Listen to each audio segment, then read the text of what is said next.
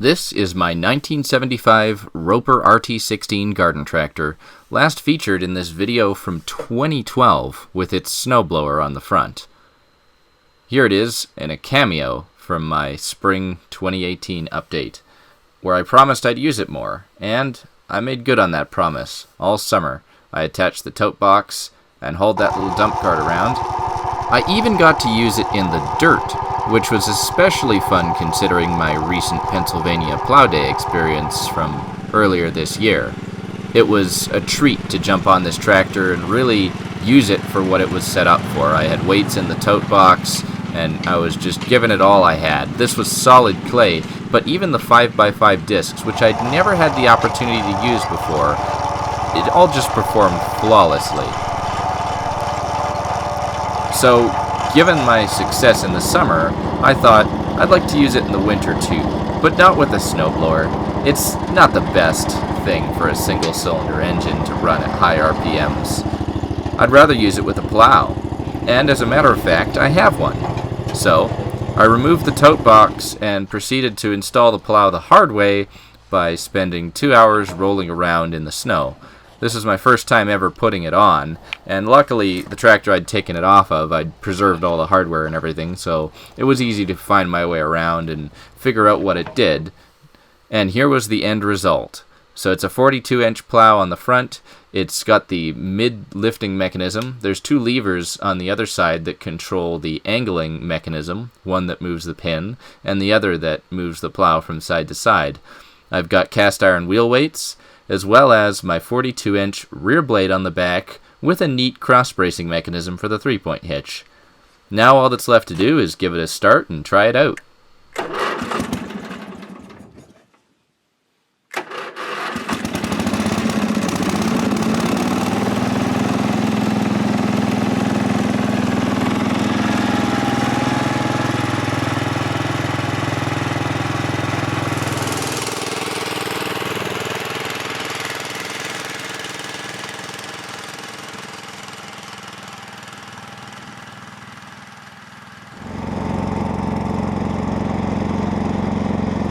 So here we are on the first pass. Only about 4 or 5 centimeters of snow on the driveway at this point, and a pretty solid layer of ice underneath. So it's a good starting point for a smaller tractor like this, especially one that doesn't have a heck of a lot of weight on the back.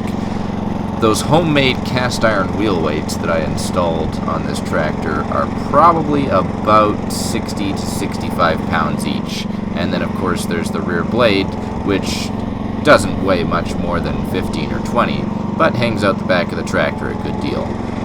I was curious as to how this thing would really perform because it's my first opportunity to use ag tires without chains in the snow. Normally, I'm a turfs and chains kind of guy, and I've never had the cash to roll out for a good pair of ag tires on any of my larger tractors, but I see people all the time plowing snow with just ags and wheel weights, so I thought this would be a cool experiment, and I was really pleased with how it did. Obviously, going forward, things get a bit more difficult.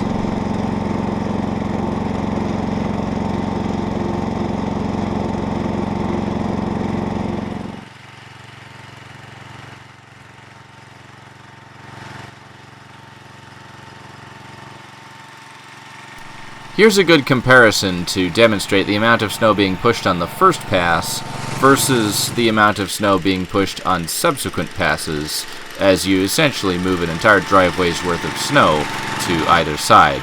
And I had shifted to a higher gear on those passes, but with the furrows building up, it was really pushing the envelope of what that tractor could do. Down at the end of the driveway, you could see that there was a big furrow being built up here from the plow angled. Obviously, as is customary, you'd want to make sure you get all of your snow off of the main roadways. So I decided to experiment a little, see what I could do to make the job quicker and more efficient. This was my first time really using the rear blade at all, and it was a bit of a flawed premise. As I start out, the snow builds up behind the wheels, and there's still nowhere to push it because otherwise the tractor would be in the ditch by the time the snow got to the side of the road. So Gotta try something else. This is a neat demonstration of the angle. You can see I push the bottom rod with my foot to release the pin, and use the top rod with my hand to adjust the plow. I've straightened out, and I'm pushing all the snow into the ditch.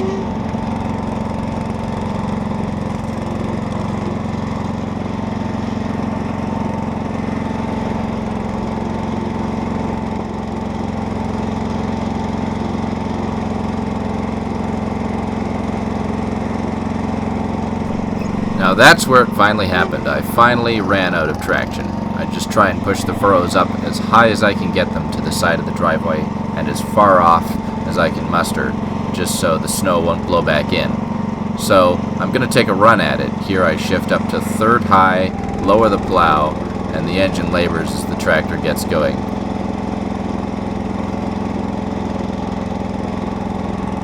Even still, with all that, it finally breaks traction, and that's all she wrote.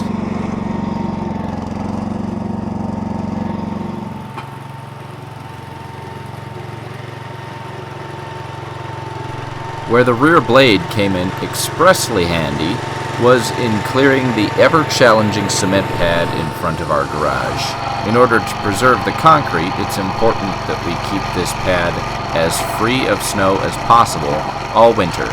And one advantage to the warmer than normal temperatures, melt-freeze that we've been experiencing over the past 4 or 5 years is that we can actually keep a buildup of snow from being on this garage pad. Using the rear blade allowed me to back right up to the door and get the snow right out from under it. Otherwise, I'd be working forever trying to wedge the tractor sideways and working in tandem with a shovel. This 42-inch rear blade was essentially the equivalent of a large commercial-duty snow shovel that we often used to clear the pad off quickly. And even though every time I had to slowly back the tractor all the way back up to the garage door, it still saved some time versus hand shoveling, and it left a very clean cement pad with only a few trails of snow that I had to go after in the end.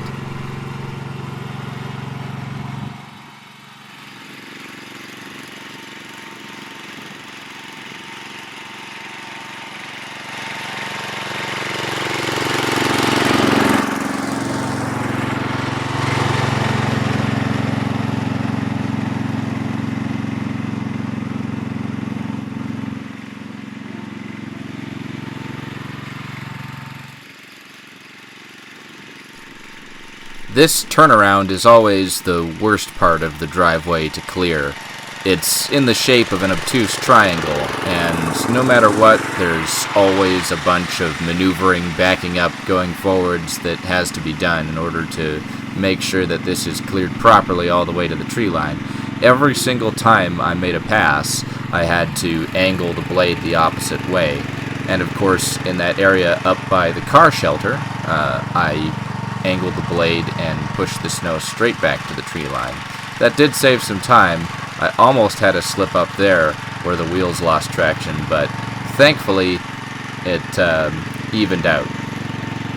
And on my next pass, I was a heck of a lot more careful. It's nice pushing that big pile of snow up. There's nothing quite as satisfying as pushing snow into a snowbank. And that was really the highlight of the whole Sears Suburban plowing experience.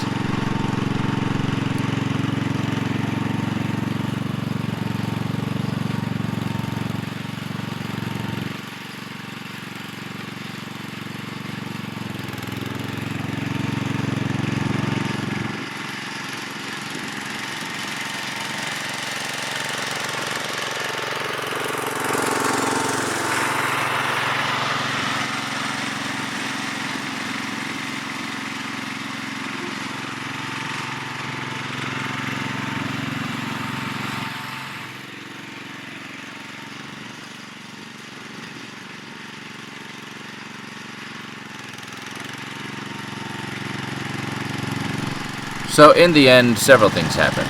My camera ran out of battery, the sky ran out of light, and the roper ran out of gas. But it finished the job, and it performed much better than I ever expected it to. Frankly, I expected it just to spin in place. So I'm looking forward to using it more, and I'm really happy to be using a Sears tractor in the winter again. That's all.